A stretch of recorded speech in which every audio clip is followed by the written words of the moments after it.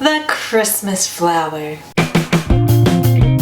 Hey guys, it's Jana and welcome to Pinch of Luck. Today we are going to make these beautiful Poinsettia Spritz Cookies. Poinsettias are a tradition for Christmas, so why not make it a cookie? They're just so easy and pretty. All of the ingredients and tools we will be using will be down in the description below. So let's get lucky! Let's just mix together 1.5 cups of softened butter, 1 cup sugar, 1 egg, 1 teaspoon vanilla, and 3.5 cups of flour.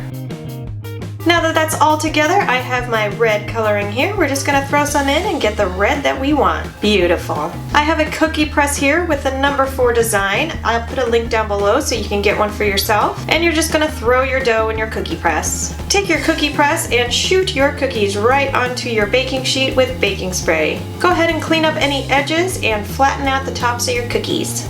For even more easy decorating, go ahead and throw some sprinkles on there.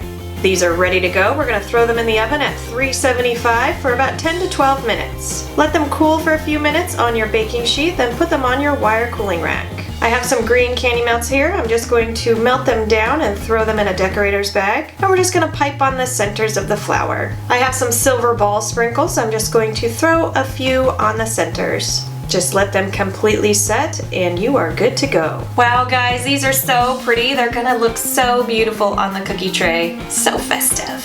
I think we got lucky. If you guys make these, send me a picture, and if there's anything you want to see, just leave a comment down below. And as always, if you loved it, like it, subscribe to it, and share it. Thanks guys. Mwah.